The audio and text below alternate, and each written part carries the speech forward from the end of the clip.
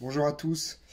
La traditionnelle vidéo de présentation des cuvées pour cette saison printemps-été 2021, des dernières sorties de la brasserie. Donc cette année, enfin en tout cas cette saison, au total il y a 11 cuvées qui sortent. J'ai en mémoire un petit peu la dernière fois que je vous ai présenté les cuvées où je disais qu'il y en avait déjà 8 et que c'était déjà pas mal. Je pense que 11, je pense que c'est une première et une dernière. Je ne sais pas si un jour j'arriverai à refaire autant. Ça a été beaucoup de travail. Euh, voilà. Une saison qui s'est terminée aussi au niveau des brassages. J'ai rempli pas mal de fûts assez intéressants.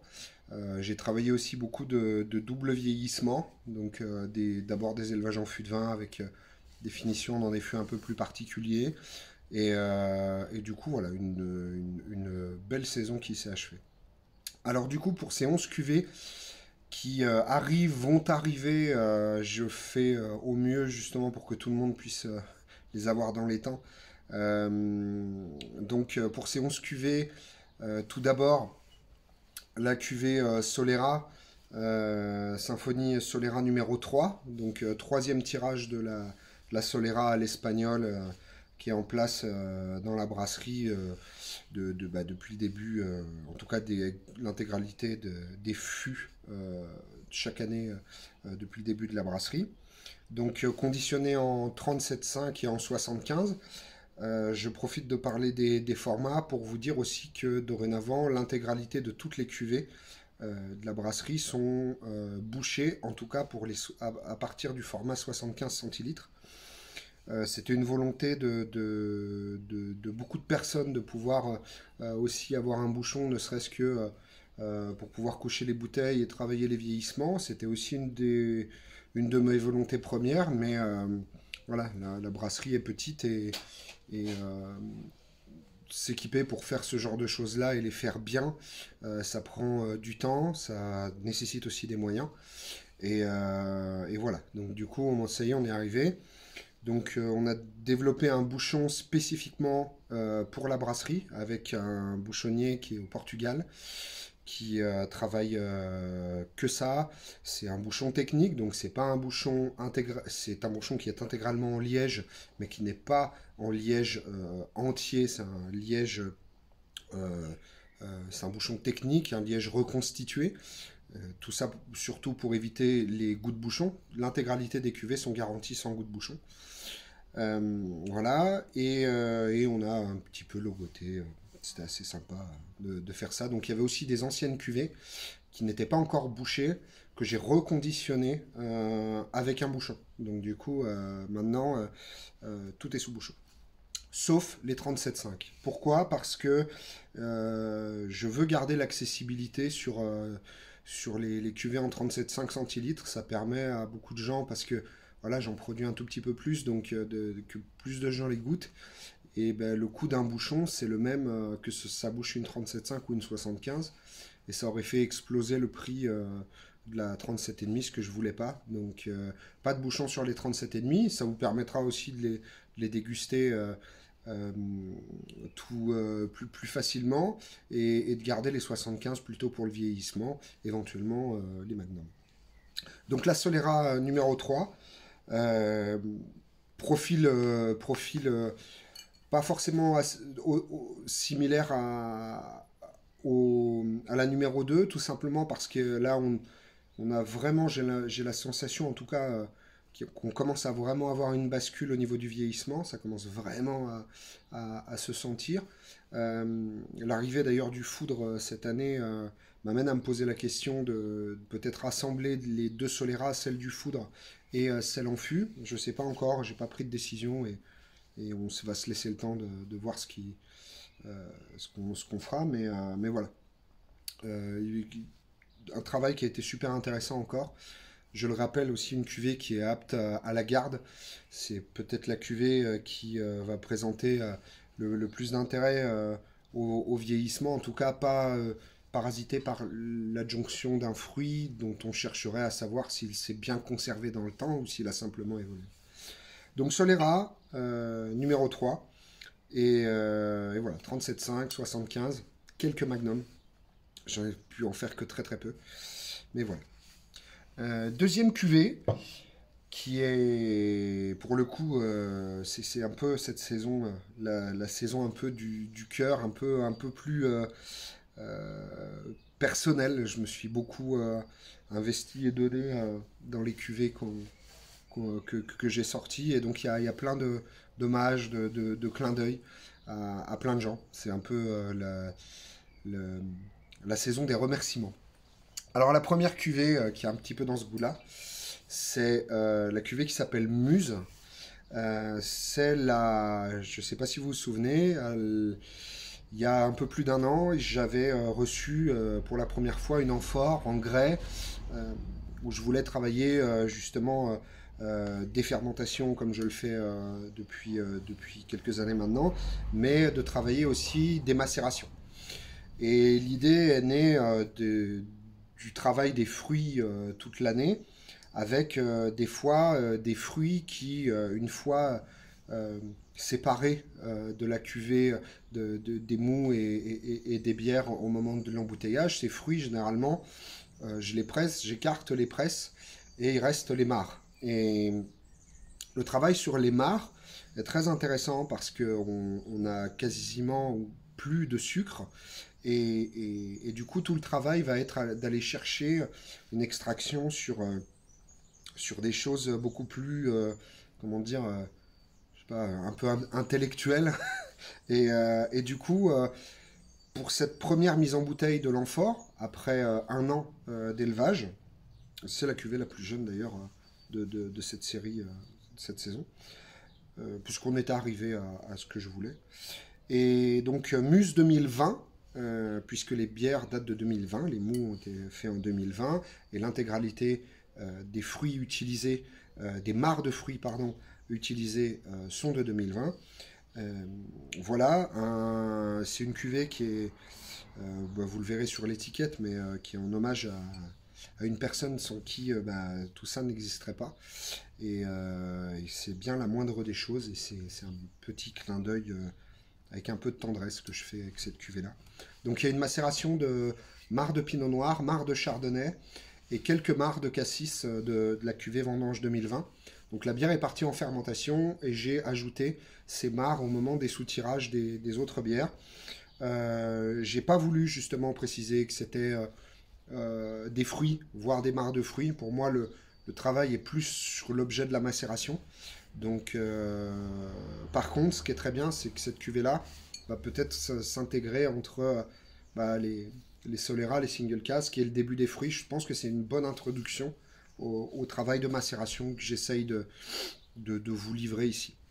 Donc, voilà, un tirage relativement limité, encore une fois. 520 bouteilles ont été tirées de cette cuvée-là. J'aurais voulu faire mieux. J'aurais pas pu faire plus, mais j'aurais voulu encore faire mieux. Mais voilà, c'est une première. J'attends de savoir ce que vous en pensez. Et pour le coup, on n'est jamais très bon juge pour juger ces bières. Donc voilà, Muse 2020. Ensuite, on a toute une série de fruits qui n'est pas sous l'étiquette vendange, mais sous une nouvelle étiquette qui s'appelle Vinifera. Donc Vinifera, c'est quoi? Alors, je sais pas si... voilà. Je vous le verrai, j'essaierai de mettre des photos un peu plus détaillées. Vinifera, ce sont des cuvées avec des macérations de raisin. Donc c'est un peu le naturel qui revient au galop. Je ne sais pas pourquoi j'ai mis autant de temps à vouloir vous proposer quelque chose avec ce fruit avec lequel j'ai beaucoup de souvenirs et d'émotions. Mais voilà, je pense que je me suis laissé le temps d'améliorer beaucoup de techniques ici avant de faire ça et de vous livrer un produit qui soit, en tout cas, techniquement convenable. Convenable. Donc il y a au total 6 cuvées de raisin. Les cuvées vinifera portent des numéros en fait. Vous avez donc les 6 premières, vinifera 1, 2, 3, 4, 5, 6. Euh, à l'avenir, je pense que j'en ferai peut-être 3 par an. Je pense que c'est plutôt raisonnable. J'ai été un peu gourmand, je pense. J'ai voulu mettre plein de noms, plein de copains en avant, parce qu'ils font un travail absolument incroyable. Et du coup, voilà. Vinifera numéro 1, Pinot Gris, cépage que j'affectionne particulièrement. L'Alsace est un terroir absolument incroyable pour ses vins.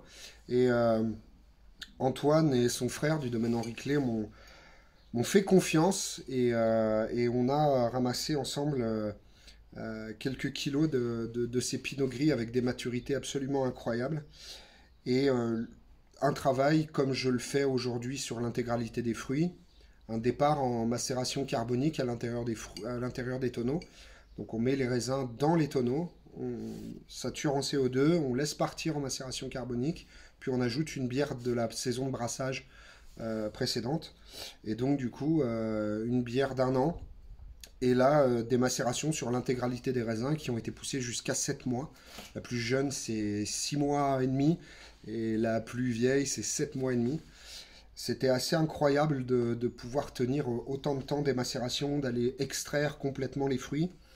Et pour le coup, euh, je, je suis assez satisfait de la manière dont s'est déroulées les fermentations. Le produit, encore une fois, c'est à vous de le juger. Mais voilà, c'était très intéressant. Donc sur les étiquettes, vous allez avoir beaucoup de mentions. Je vous laisserai découvrir, mais comme la date de vendange, le dosage, la date de mise en bouteille qui vous permettra aussi de calculer le temps de macération. Et puis quelques petites infos qu'il va falloir un peu déchiffrer. Ça, je vais vous laisser vous en occuper. Euh, Merci Antoine. Merci à la famille Clé, c'était incroyable. Katzenthal est un haut lieu de, de la chouille et des bons vivants. Et ça, c'est assez chouette. Donc voilà, Vinifera, Pinot Gris. Ensuite, euh, on part dans le Beaujolais avec David Large et Célia, qui sont un couple assez détonnant, qui font des gamets et des blancs absolument incroyables. Euh, Si vous passez par là, je vous fais un grand coucou. Vendangé le 7 septembre, des superbes maturités. Euh, Cuvée qui va livrer sur cette cuvée-là beaucoup de choses. Moi, j'ai eu plaisir d'y trouver des choses qu'on n'a pas forcément l'habitude d'aller voir sur les gamets accessibles. C'est ce côté un petit peu plus extrait, un petit peu plus épicé, des choses qui étaient absolument détonnantes pour le coup. Euh,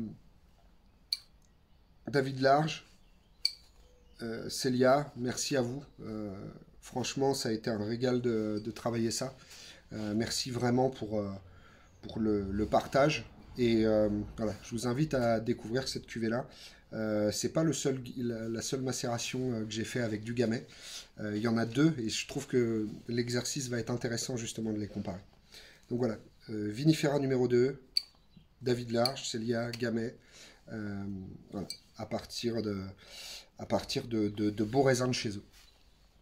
Ensuite, autre région, parce qu'au total j'ai vendangé, je suis allé m'approvisionner dans 4 régions et 6 raisins différents. Viré-Clessé, France, Ludwig Gondard, domaine Gondard-Perrin, des Viré-Clessé sur une parcelle en plus. Et je suis super content parce que c'est une parcelle qui est un peu chouchou de chez lui, sur des chardonnays avec des maturités incroyables. Souvenir de cette matinée où j'ai ramassé ça presque sous la pluie battante, à tout mettre dans des clayettes parce que cette cuvée-là est aussi très particulière. On a fait un passerillage, c'est-à-dire que les raisins ont été stockés dans les greniers de la brasserie, ventilés, pour aller légèrement les concentrer et aller chercher des aromatiques un petit peu plus évolués qu'on n'a pas forcément sur des chardonnays à maturité juste. Des côtés qui tirent un peu plus sur les fruits d'automne. Et, et voilà, c'était un joli caprice de faire ça. Un petit caprice d'automne, voilà. Et du coup, vendangé le 19 septembre, dosage 300 grammes par litre. Et je vous invite à aller goûter aussi les vins du domaine qui sont formidables. Ils travaillent tout en parcellaire, c'est incroyable. Donc voilà, France, si tu passes par là, un grand merci à toi. Plein de bisous à la famille, à Mylène, à Pierre, aux frères, aux sœurs. Quatrième cuvée, encore une belle rencontre, un peu du même acabit que l'ami alsacien. C'est Cyprien Perchaud, domaine des Sardelles, Sancerre, un voyage incroyable pour arriver jusque là-bas, des petites routes, des champs, des bocages, et des vignes et des terroirs absolument incroyables pour le Sauvignon. Et Cyprien m'a donné un peu la chance de pouvoir travailler avec ces raisins sur des terroirs pareil, absolument incroyables. C'est un jeune domaine, le domaine des Sardelles, et Cyprien, il a à cœur de vraiment se battre pour faire avancer son domaine et pour faire avancer aussi la cause des blancs de Sancerre qui sont parfois un peu trop sous-cotés à mon goût. C'était vraiment chouette de pouvoir travailler ces raisins-là. Et pareil, toujours un accueil absolument génial. Donc voilà, Cyprien, merci pour ça. Pareil, 7 mois de macération. L'état sanitaire, on a eu beaucoup de chance cette année, l'année dernière était vraiment incroyable. Donc gageons que cette année ce sera la même chose. Mais superbe collaboration, vraiment très très content de ça. Vinifera numéro 5. Pinot Noir. Donc il y a 2 cuvées sur lesquelles je n'ai pas précisé les domaines avec qui j'ai travaillé, tout simplement parce que ces domaines-là souhaitent garder l'anonymat. C'est des domaines qui ont certaines cotes et évidemment de dire que alors qu'ils n'ont pas assez pour les gens en vin qui nous ont donné quelques raisins pour faire ces cuvées-là, c'est compliqué. Je les comprends et puis peut-être que ça changera les prochaines fois qu'on fera ça ensemble. Pinot Noir, pareil, 7 mois de macération. Pinot Noir bourguignon pour le coup, et plus précisément sur le coin ici dans le Mâconnais, début du Mâconnais, fin de la côte chalonnaise. Des Pinots Noirs, pareil, avec une belle maturité, une trame d'épices vraiment jolie. Pareil, quand j'ai fait l'extraction de ces Pinots Noirs, quand j'ai décuvé, sorti les raisins des tonneaux, les grappes paraissaient presque cueillies de la veille. J'espère arriver à tenir des macérations aussi longues parce qu'il y a vraiment eu un basculement après 5 mois où là on est rentré vraiment dans le végétal, dans les côtés vraiment presque sels minéraux des rafles et c'était vraiment chouette. Donc Pinot Noir. Et ensuite la dernière, un deuxième gamay, et cette fois-ci pas un gamay du Beaujolais, un gamay bourguignon. Donc on va pouvoir enfin répondre à la question qui du Beaujolais, qui de la Bourgogne travaille le mieux. Je peux vous dire que je ne pourrais même pas répondre à la question. C'est 2 cuvées où les raisins ont été ramassés aux mêmes maturités, au même degré potentiel, mis à macérer dans le même profil de bière, dans les mêmes quantités, et travailler avec cette extraction par rotation dans les fûts de façon similaire, et pour autant, voilà, ça goûte pas pareil. Autant la cuvée avec David et Célia sur le Beaujolais va être un petit peu plus intellectuelle, un petit peu plus... Il y a il y a plus d'extraction, c'est plus profond pour moi. Là où la cuvée sur le Gamay bourguignon est vraiment, pour moi, l'explosion de fruits, le côté vraiment panier de fruits rouges. Le- celle avec les gamets du Beaujolais a ça, mais n'a pas que ça. Et celle-ci, c'est vraiment l'accessibilité, le côté vraiment buvable et immédiat de ce qu'on aime dans un gamay bien mûr, bien né. Voilà, vinifera numéro 6. Et c'est tout. J'ai envie de dire, c'est déjà pas mal sur des cuvées au raisin. Donc, comme je le dis, je ne referai peut-être pas autant de cuvées au raisin à l'avenir. Ce qui est sûr, c'est que les raisins sortiront toujours à cette période-là, au printemps, début d'été.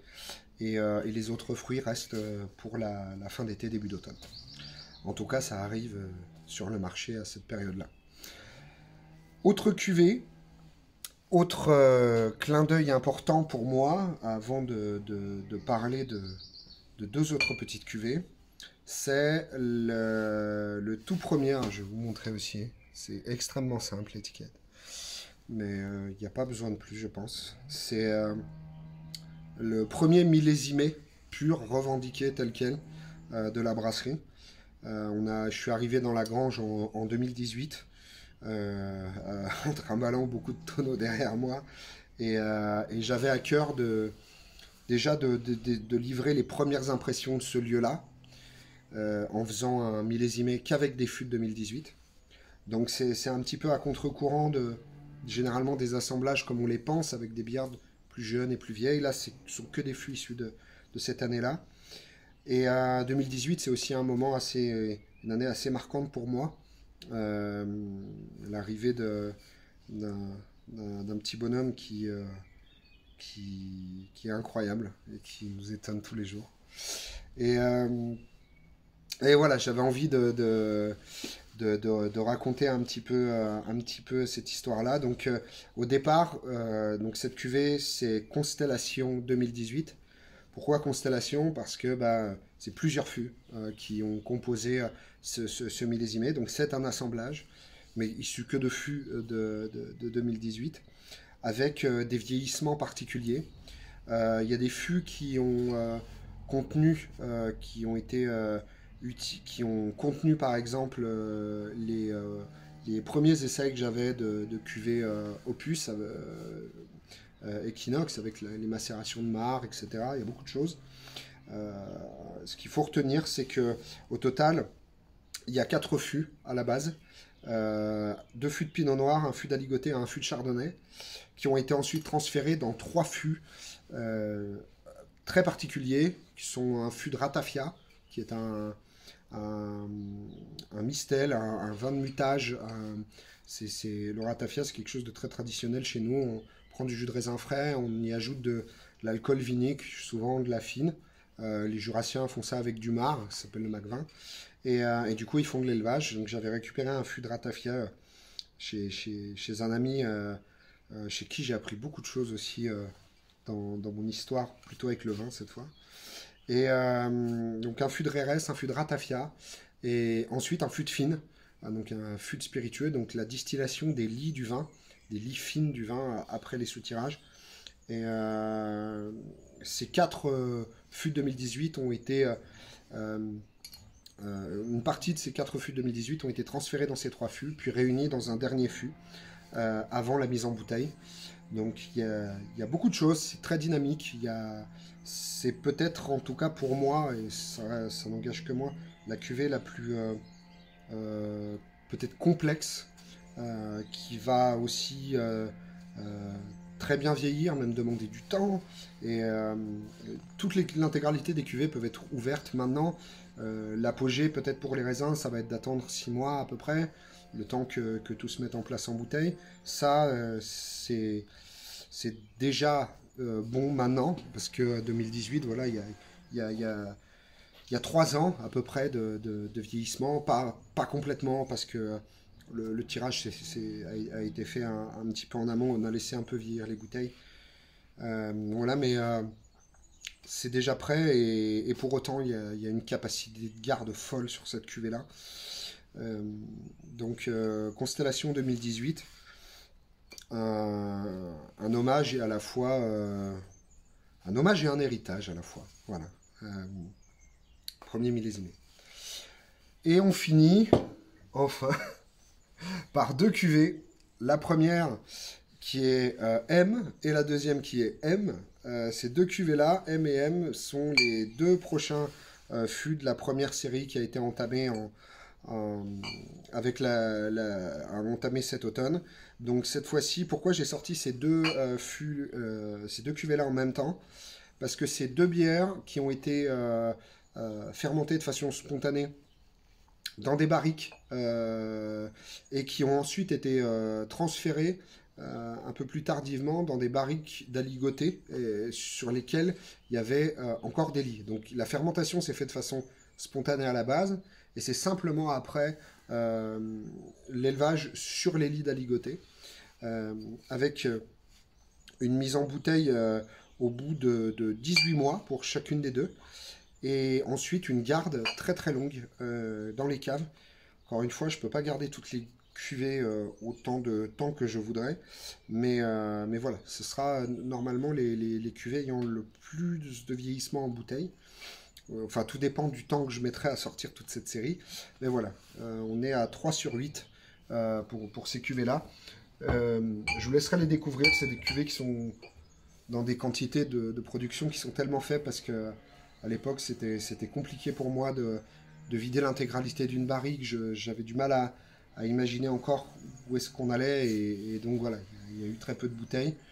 Encore une fois, je le répète, ce sont des single casques, donc c'est une expression, un instant T. Vous allez trouver peut-être les traceurs ammonites, mais les grands ensembles ammonites, mais voilà, ce sont des single casques, ce sont des expressions. Donc je vous laisserai les découvrir. Euh, ces cuvées-là vont être principalement disponibles en restauration pour être partagées sur table parce que bah, voilà, j'ai envie qu'il y ait le plus de monde autour de ces bouteilles-là et que le plus de monde puisse en profiter. On a fait le tour, je crois. 6 raisins, une macération en amphore, la Solera, le millésimé et les deux cuvées M&M. Je voulais vous remercier tous de suivre la brasserie, pour certains depuis ses débuts et puis pour d'autres tout récemment. Je prends toujours vachement de plaisir à vous expliquer un petit peu mon travail, à vous expliquer un petit peu comment je fais ici mon boulot.